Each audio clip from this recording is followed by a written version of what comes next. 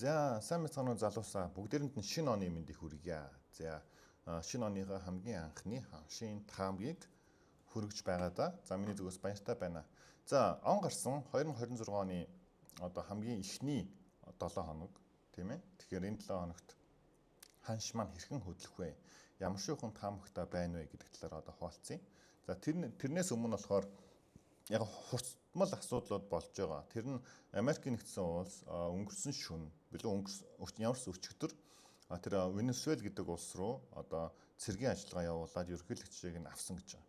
За үүнийг хараад хүмүүс болохоор яг зах зээл дээр ямар таамаг төвшүүлж гэнэ вэ гэхээр алтны ханш өснөө маш их өндөр өсөх байхаа гэж таамаг төвшүүлж байгаа ч гэсэн энэ бол нэг амар одоо ор үндэстэй таамаг биш. Яагаад гэвэл тэр Венесуэл руу дайрсан шалтгаан ч гэсэн те зөвхөн Латин Америкийн асуудлууд учраас одоо Орос, Хятад, Европтой ч юм уу те ямар нэгэн холбоо байхгүй учраас нэг амар төдийлөн ханшинд одоо нөлөөлнө гэж миний хувьд бол бодохгүй байна.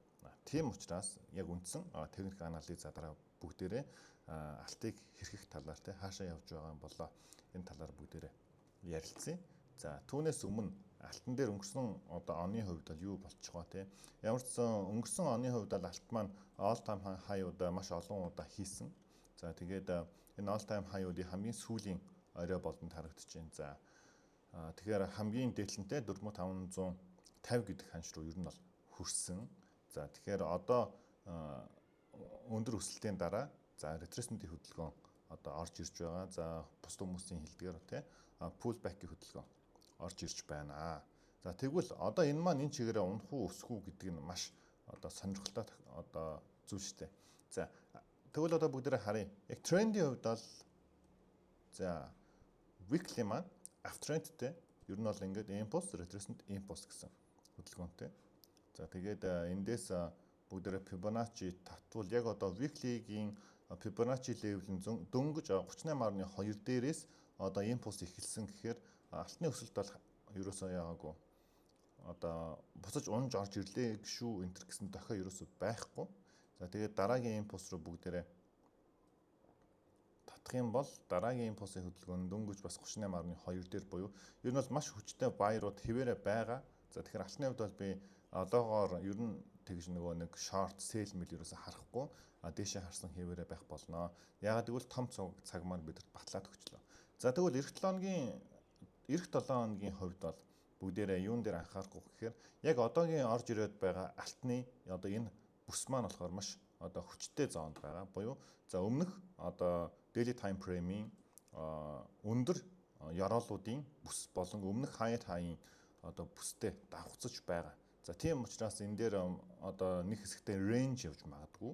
За ямар ч байсан энэ бүс маань бидрээ бол маш чухал бүс болоод байна гэсэн үг. Хэрвээ энэ бүс маань доошоо сэтрүүл. За одоогийн байдлаар бол бидний хамгийн чухал харж болох ёстой нь болохоор энд үүссэн хамгийн сүүлийн спорт зоонууд байгаа. За энэ спорт зоонууд маань хэрвээ доошоо сэтрэлд орж ирэх юм бол за том цагаараа нэлээд хүчтэй одоо retracement тий үргэлжлэх магадлалтай харагдаж байна гэсэн. Тэгэхээр энэ зон маш одоо чухал зон болж байна тий. Гэхдээ энэ одоо retracement маань одоо үргэлжлэлээ гээд за энэ яроолыг бол сэтлэх болоогүй. За ханшны хувьд бол юу гэхээр 3899 гэдэг энэ ханш байна. За энэ болохоор үндсэн одоо weekly time frame-ийн swing low болж байгаа. Тэгэхээр энэ swing low-ыг одоо сэтлэх хүртэл бидний хувьд бол ерөөсөө юу гэх юм алтыг даун чиглэлтэй боллоо алт унлаа гэж бодохгүй. Яагаад гэвэл weekly time frame-ийн retracement-ийн хөдөлгөөн одоо хамгийн доош унлаа гэхэд 3897 хүртэл унж ирэх боломжтой шүү залуусаа. За ирэх магадгүй тий хэдэн сарын хугацаанд ч юм. За тэгвэл ингэж унж орж ирлээ гээд бидний бол яг алтыг ерөөсөө энэ чигээрээ одоо унлаа энэ төр гэж бодож болохгүй нэ гэдгийг яг анхааруулж та бүхэндээ хэлж байгаа юм. За тэгэхээр ийшээ орж ирэх магадлал нь хизээ орж ирэх үү гэхээр за энд үүссэн одоо би ханшийн хэлчихье 4270 гэдэг ханшийг за сэтэлж орж ирэх юм бол бидний хувьд бол алтыг нэг хэсэгтээ унана гэж харна. Тэр болтол алтны уналтыг ерөөсөө нэг амар бодоод байх хэрэггүй зөвхөн одоо лонг харна гэсэн үг.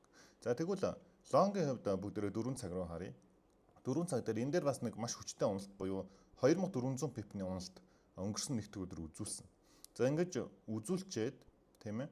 За ретресэнд яваад дахиад нэг удаа импульс явсан. За импульс явснараа өмнөх одоо маш хүчтэй байгаа одоо энэ дээлигийн өндөр ёроол дээр ирээд за буцаад одоо ханшман дэше нэг удаа өссөн байна. За ингээд ретресэнд орж ирээд за миний хувьд л юу гэж харж байгаа нөхөр би ингэж харж байгаа. Дээшээ харж байгаа. Дээшээ эхний ээлжинд 4518 хүртэл өсөх магадaltaй гэж миний хувьд алтыг харж байгаа. За яагаад үг гэхээр хүчтэй спорт зон ээ. За хүчтэй спорт зон дээрээс ирээд тэ нэг удаа одоо дээшээ хатгаад ер нь бол энэ дээр бүгдээр харах юм бол нэг bullish маягийн паттерн явж байгааг анзаарч байгаа байх.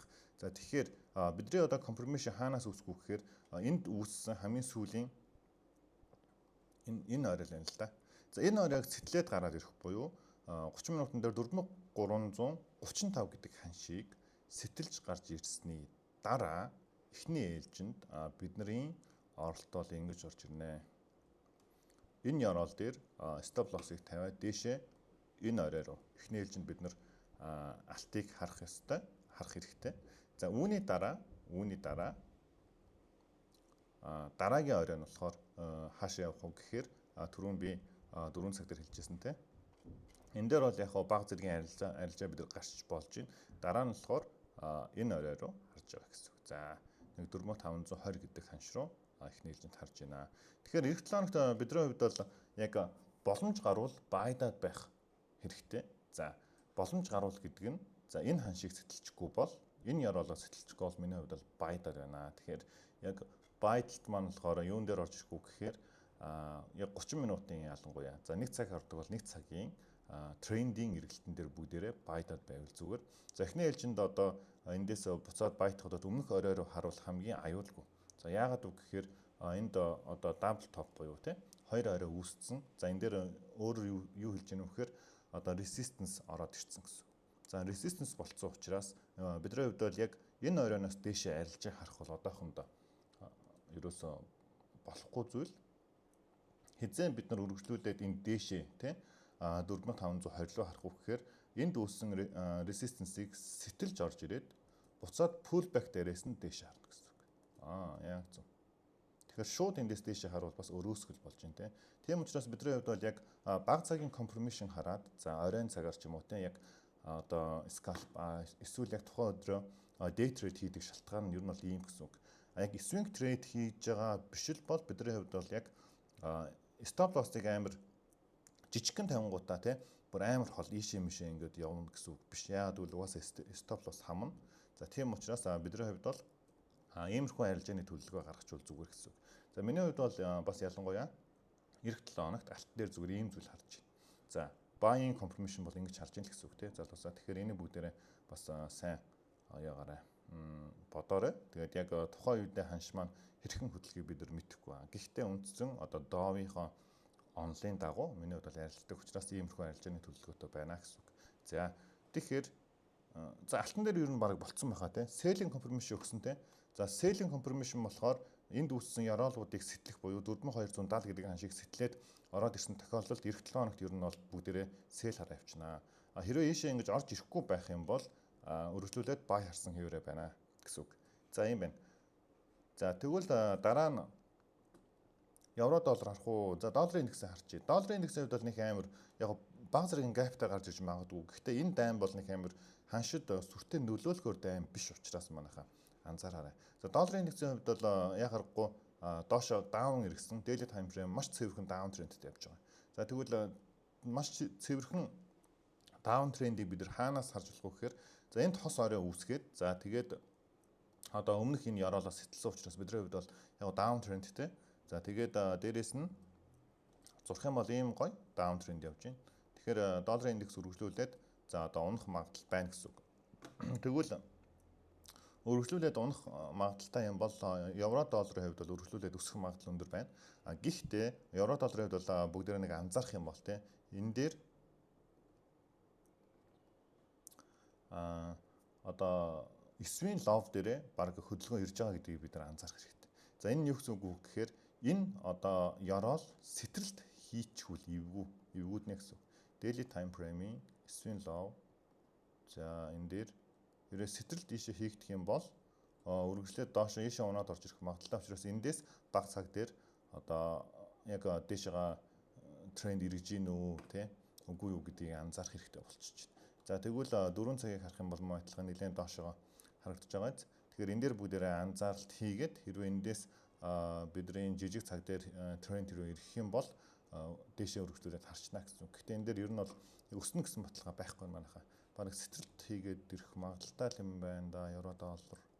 Хэрвээ ингээд доошоо ороод ирвэл эн чинь долларын индексийн хувьд бол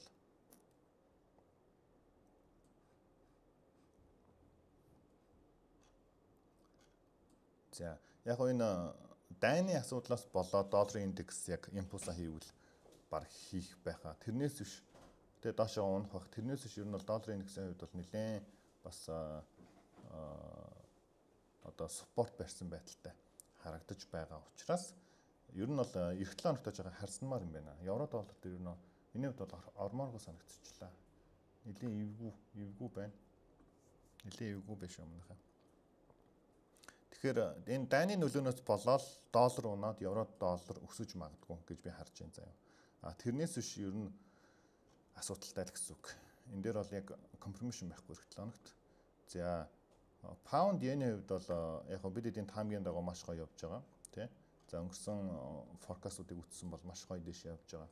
За тэгвэл одоо бидний хувьд бол паунд йен дээр ямар шохон нөхцөл бүрдүүлэх үү. За мэдээж хэрэг энэ дээр нэг удаа импульс яваад ретресмент орж ирсэн. За энэ синхроман болохоор бидний нөгөө очихыг хөсүүлж ирсэн TP-ийг хүрсэн.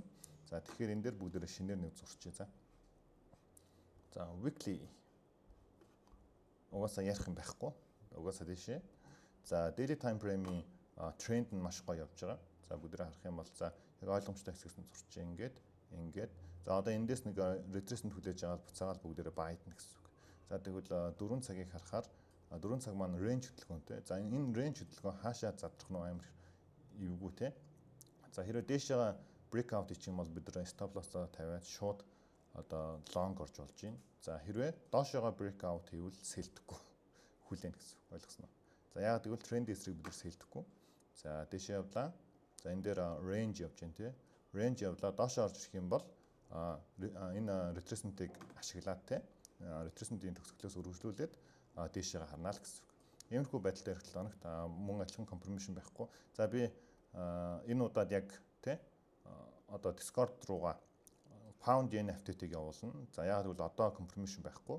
Учираас pound yen FTT-г явуулах юм байна. За евро долларын FTT-г явуулах юм байна. Алтыг бол угаасаа ер нь баг ойлгомжтой. Алтны хувьд бол нэг юм яриад тахын зүйл байхгүй. Маркет нэгтгэхдээ доошоо энэ breakout хийгээд ороод ирчихгүй бол асуудалгүй. Энэ арилжааны төлөвөөр явна. За евро доллар асуудалтай, pound yen бас FTT хэрэгтэй болж байна.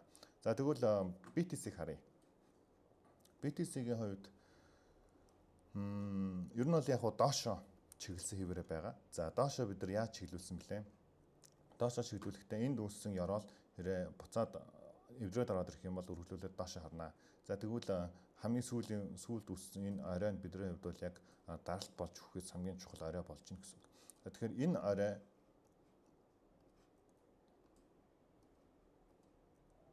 ингэж орж ирэх нүтэй бүгдээрээ харна.